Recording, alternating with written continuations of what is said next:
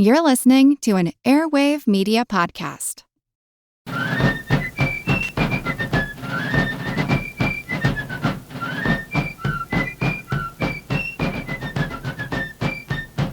Hello, and thank you for joining the American Revolution. Today, episode 21, The Colonies React to Taxes. Last week I discussed Britain's desire to reduce debt and the costs of maintaining their colonies. Parliament decided it was time to get the American colonies involved in paying these costs. As a result, Parliament passed the Sugar Act and the Currency Act in 1764. Now, no one likes paying more taxes, of course, but conditions in the colonies made these new laws particularly difficult on the colonists.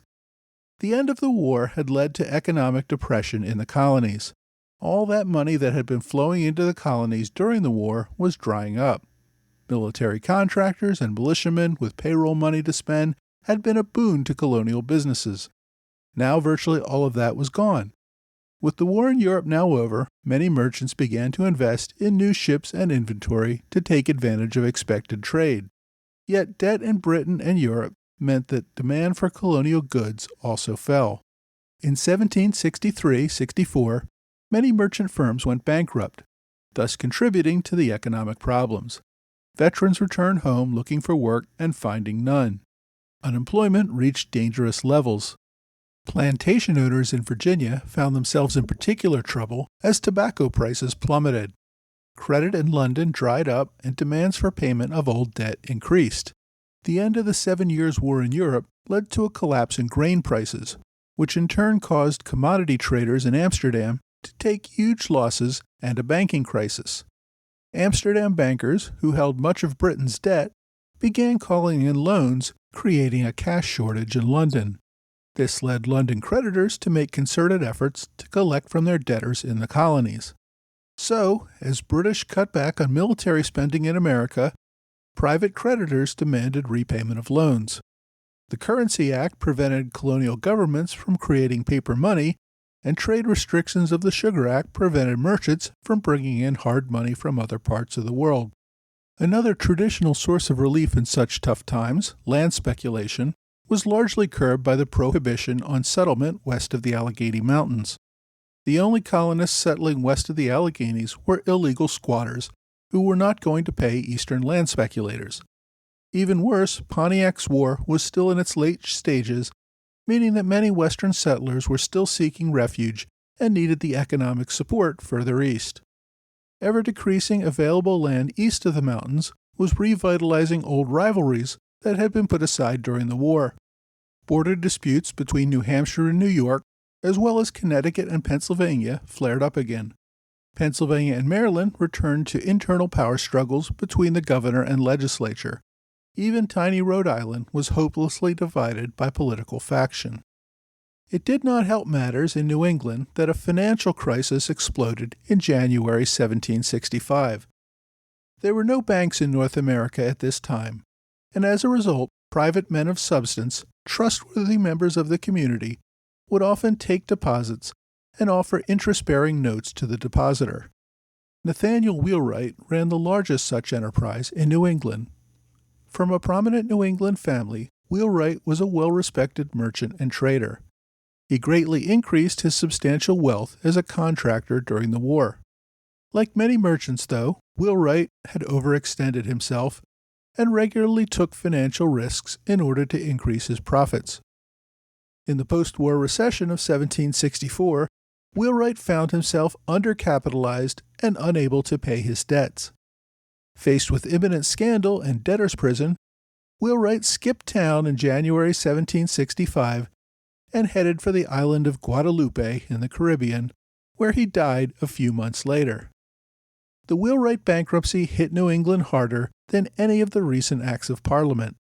He had outstanding notes totaling over £170,000 due to be paid to almost all merchants in Boston, on down to hundreds of poorer working-class depositors. The possibility of repayment of those debts disappeared into the night along with Wheelwright, leaving everyone without their money.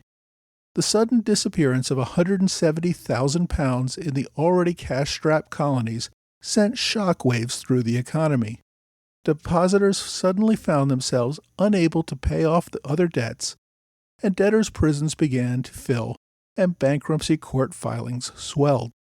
Lieutenant Governor Thomas Hutchinson held a number of different offices, including Chief Justice of the Superior Court. He issued dozens of warrants for the arrest of debtors and the seizure of property, collecting a sizable percentage for each case. Hutchinson's vigorous enforcement of these cases in these tough times only increased the already sizable percentage of the colony that actively hated him. His name virtually became a curse among the merchant community. More generally, the scandal depressed the local economy for several years as lawyers and merchants attempted to dig out of the financial mess. Although the recent Currency Act did not apply to Massachusetts, as an earlier law already restricted paper money, the Wheelwright Scandal provided a prime example of why more local control over economic crises was critical, and why the local population thought this year especially was not the time for London to extract more money from the region through tariffs. Amidst these economic problems came news of the Sugar and Currency Acts of 1764. These acts, making much of New England's trade far less profitable, only put more colonists on the street without jobs, denying colonial legislatures the ability to float more paper money as they tried to retire war debt, created local tax pressures as well.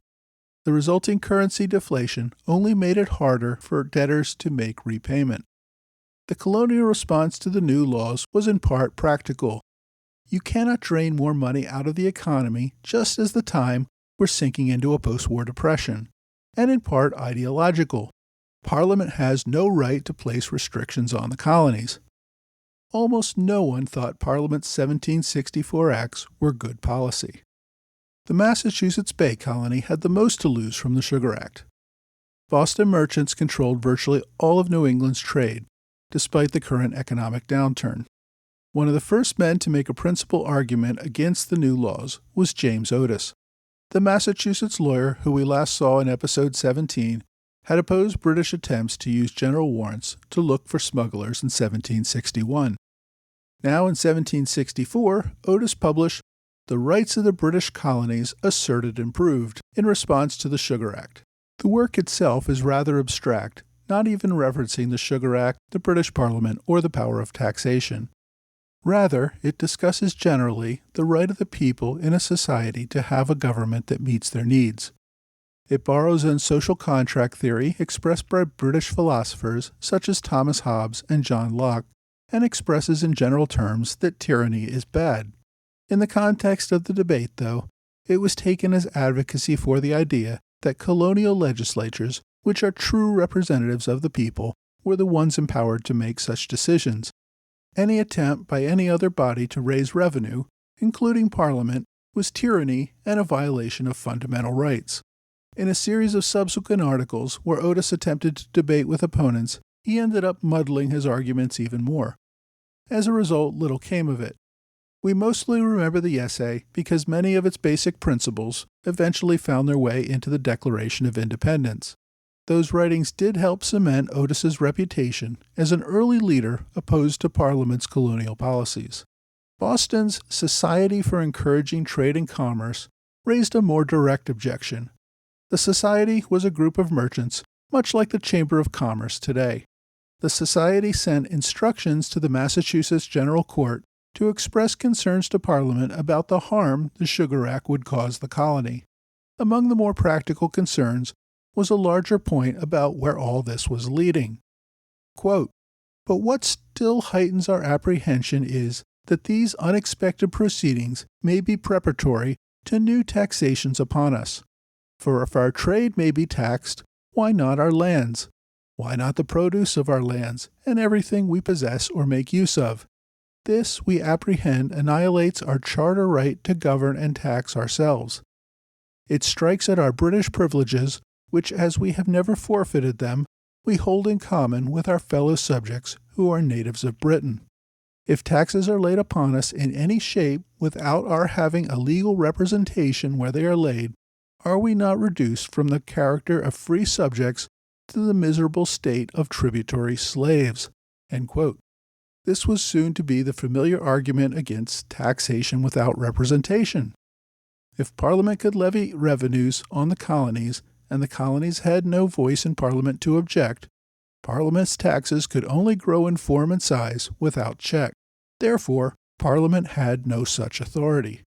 One author on the committee that wrote those words was a middle-aged bureaucrat named Samuel Adams. Now, Adams had been interested in radical politics for much of his life. His 1743 master's thesis at Harvard argued that it was, quote, lawful to resist the supreme magistrate if the Commonwealth cannot otherwise be preserved, end quote. His father, Samuel Adams Sr., had been a wealthy Boston merchant. Samuel Jr., like his father and grandfather, joined the Boston Caucus, a local political organization that debated issues and worked on local projects for public improvement. Adams spent his formative years learning how Boston politics worked. By the 1760s, he had already failed at a number of jobs, including work as a malter for making beer. He was now a local tax collector, but was doing a pretty terrible job at that as well. Mostly, it seems, he was building a reputation as a political leader in opposition to parliamentary authority generally, and Lieutenant Governor Hutchinson in particular. Adams had become a popular leader of the caucus in the 1750s when a major focus was subverting the onerous tariffs and customs duties of the Molasses Act. Adams realized that his path to power was not so much writing lofty protests like James Otis or seeking appointments from those at the top of government. Rather, it was harnessing the combined power of wealthy merchants and that of working-class people who dominated Boston and its harbor. At the time, there were two informal groups for the working class in Boston. One in northern Boston led by Henry Swift, a local shipwright, and another in South Boston led by a shoemaker named Ebenezer McIntosh. Mostly, these groups fought one another in an annual Pope's Day event on November 5th, commemorating the day in 1605 when a Catholic named Guy Fawkes tried to blow up Parliament.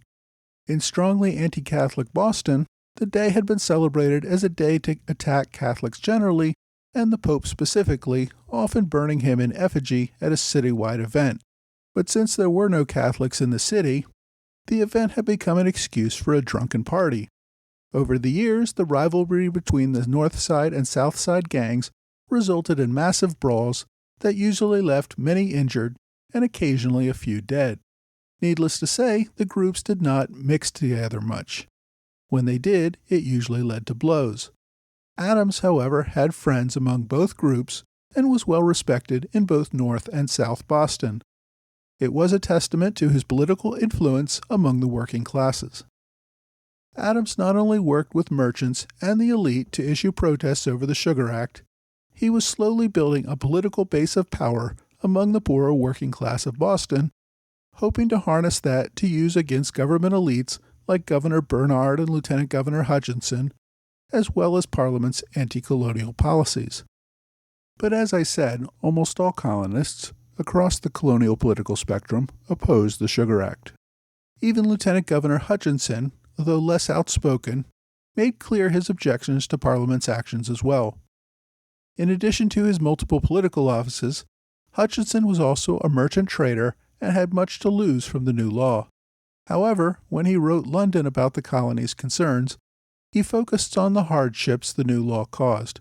He ignored the arguments about colonial rights against parliamentary taxation, thinking it would only force Parliament to dig in its heels, and he was probably right about that. But the rather mild point that the taxes were tough on the colony did not sway anyone for repeal either. New York submitted a clear objection to the new law. The colonial legislature submitted a petition to Parliament protesting such taxation. Quote, "But an exemption from the burden of ungranted involuntary taxes must be the grand principle of every free state. Without such right vested in themselves, exclusive of all others, there can be no liberty, no happiness, no security. It is inseparable from the very idea of property, for who can call that his own, which may be taken away at the pleasure of another?" End quote. Other colonies issued less strident protests. Rhode Island's legislature submitted a petition to the king which argued that, quote, colonists may not be taxed but by consent of their own representatives, as your majesty's other free subjects are, end quote. Connecticut issued a pamphlet opposed to internal taxation, but expressing no particular objection to tariffs. Pennsylvania was in the middle of a fight to oust the Penn family and convert the government to a royal colony with a governor appointed by the king. The legislature directed its London agent to protest the law and to lobby against a possible stamp tax. It did not send a formal petition directly. The legislature did send a second agent to London, Benjamin Franklin, who mostly went to lobby to make the colony a royal colony and hopefully be appointed the colony's first royal governor. Virginia sent a petition to the king, as well as protests to both the House of Lords and the House of Commons. In each, they focused on the concerns that they had a fundamental right to be taxed only by their local legislature, in whom they had representation. To accept taxation from an outside body was akin to slavery, which, as we all know, is not a proper condition for British people at least. Virginia's petitions also focused more on the Currency Act, which was simply killing the colonial economy. Not all reactions were in the form of political protest. Some merchants, taking the pessimistic view that this was the beginning of an era of more oppressive trade restrictions, began looking for other ways to supply the colonies. Some merchants began making plans to distill more alcohol locally from grown corn rather than continue to import molasses. Many began to increase their stock of sheep with an eye toward developing a domestic woolens and linens industry in the colonies in order to cut down on the necessity of British textile imports. Even if London won the political fight, colonists were already beginning to focus on economic reactions that would deny Parliament the revenues they hoped to obtain. If the legislative protests were not forceful enough, it quickly became clear that despite better enforcement mechanisms, resistance would continue. There are many examples of resistance, but one of the most celebrated involves a sloop named the Polly. Now, John Robinson arrived in Newport, Rhode Island as the new customs agent. He came to enforce the new tariffs and by all accounts seemed highly motivated to do so. When the Polly entered the harbor in April 1765, the owner reported and paid the tariff on 63 barrels. After the ship left harbor, Robinson decided that the shipment seemed rather small for a ship of that size.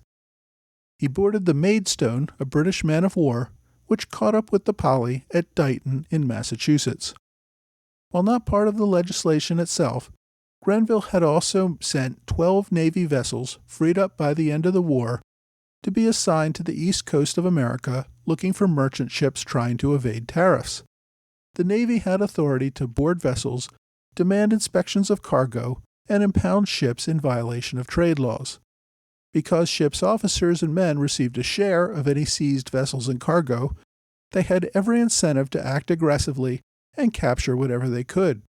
Customs officials could make use of these ships to enforce the Sugar Act and other trade laws. After the Maidstone caught up with the Polly, Robinson conducted a full search and determined that the ship had declared only about half its cargo.